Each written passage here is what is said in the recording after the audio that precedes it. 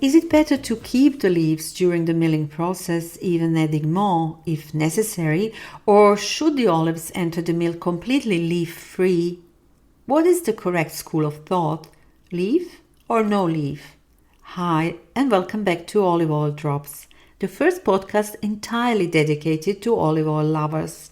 This podcast is created by Marco Antonucci. This is an English version. I'm Milena. At first glance, this debate may seem trivial, easily dismissed by comparing it to other fruits. When squeezing oranges, tomatoes, or grapes, no leaves are left behind. But one might argue that in winemaking, yeasts and other substances are added, while fruit juices often contain sugar, flavorings, or thickeners, all of which are considered chemical aids or additives.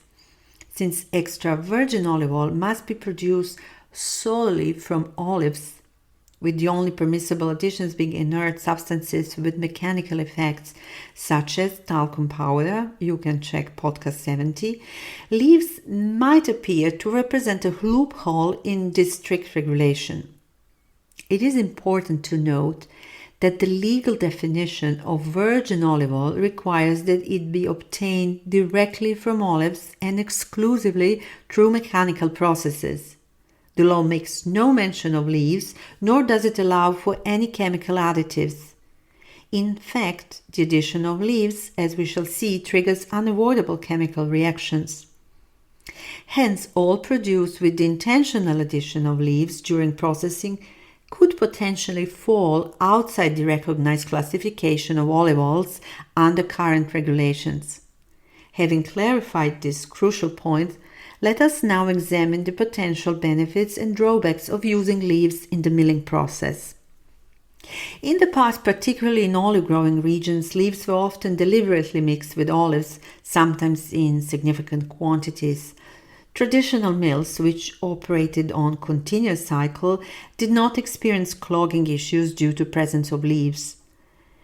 However, this practice was largely driven by fraudulent motives. Leaves were added to overly ripe, dry, or spoiled olives because their bitterness and pungency helped mask defects and gave the oil a fuller body when needed.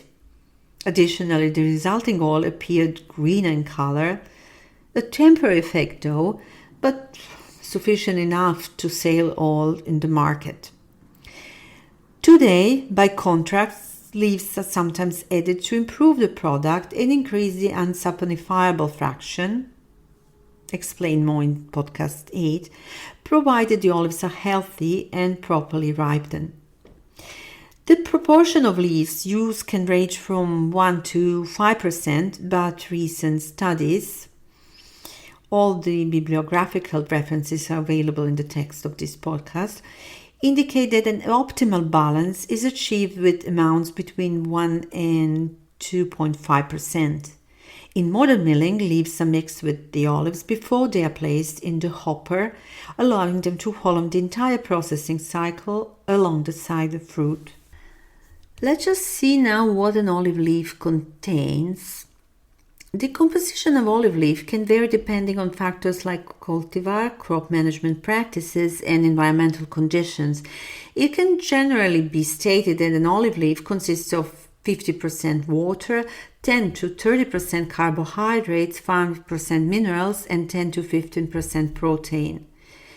In addition to these components, a significant fraction of the leaf is made up of secondary metabolites, particularly polyphenols, with oleuropein being the most notable. Oleuropein can reach up to 90 mg per gram of dry leaf. The leaf also contains flavonoids, chlorophylls, elenolic and oleanolic acids, rutin, salts, calcium, phosphorus, tannins, pigenin, choline, and other compounds. So an olive leaf is not just a decorative part of the plant, but a concentrated source of natural elements. These compounds not only support the plant's growth and provide resistance to various environmental conditions throughout the season, but they also possess powerful antioxidant properties. The concentration of these beneficial compounds is highest during the warmer months. So if you are planning to harvest olive leaves to make other products, summer is the ideal time. In an upcoming podcast, I'll explain how to use olive leaves to prepare herbal teas and infusions with significant health benefits. Let's now explore the positive aspects of adding leaves to the oil production process. The different phenolic compounds naturally present in olive leaves affect several chemical parameters of the oil, including acidity and peroxide levels. They also influence color and certain organoleptic characteristics, such as bitterness and pungency, which are directly related to the phenol content. Although results can vary depending on factors like cultivar type and the percentage and type of leaves used, most studies agree that adding olive leaves improves the health-promoting properties of extra virgin olive oil.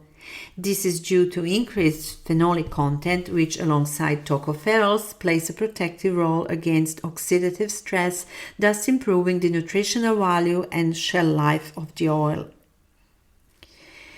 It is safe to say that adding leaves during processing leads to higher concentrations of chlorophyll, total phenols, making the oil richer in saccharodoid derivatives, flavonoids, and oleuropein derivatives.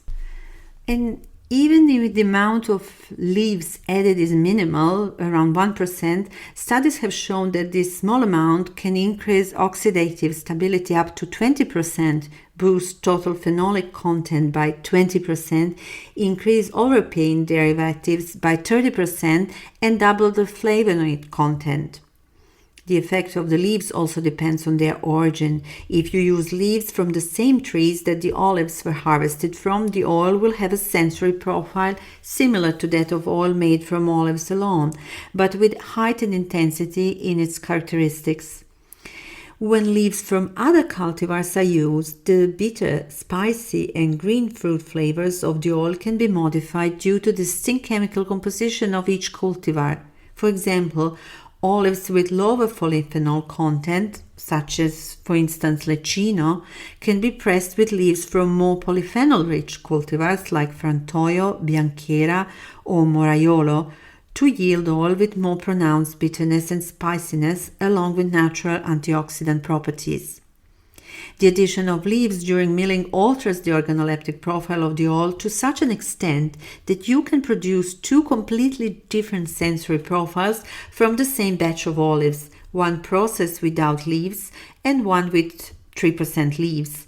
The difference in aroma and taste can be truly surprising. Last but not least, adding leaves during milling increases oil yield and improves the extractability index. For example, processing the same batch of olives with and without 1% added leaves can result in an increase of about 20% in oil yield. By doubling the amount of leaves to 2%, the yield increase can reach 35 to 40%. With 5 to 6% leaves, yield increases as high as 80% can be achieved. As is evident, this extraction technique also has some drawbacks that must be carefully evaluated. The first concern relates to yield increases. When small amounts of leaves are added, around 1%, most phenolic compounds interact positively with the oil. However, as the percentage of leaves increases to 5% or more, the concentration of many phenolics, especially saccharodoids, begins to decline. These compounds can undergo a regressive process, reducing their content up to 50% composed to oil obtained without leaves. The addition of leaves increases the concentration of ethyl esters in direct proportion to the amount of leaves mixed, due to the rise in available ethyl palmitate and ester naturally present in the leaves.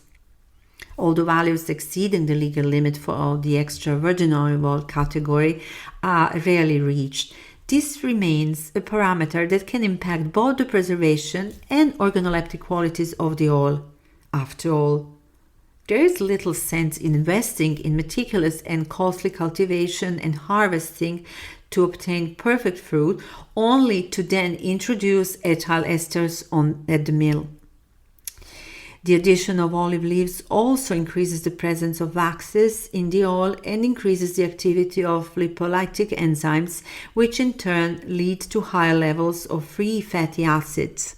Since ethyl esters result from esterification of fatty acids with ethanol, a lower molecular weight alcohol, it is reasonable to assume that increase in free fatty acids may also contribute to higher concentration of ethyl esters with all the associated organoleptic and commercial consequences. If you wish to ask us more questions, you can do so either by email, oliveoildrops@gmail.com, website www.oliveoildrops.com, where you can also find texts of this podcast, both in Italian and English, or comment space of the podcast platform you have been using and to which you can subscribe free of charge. Thank you for tuning in today.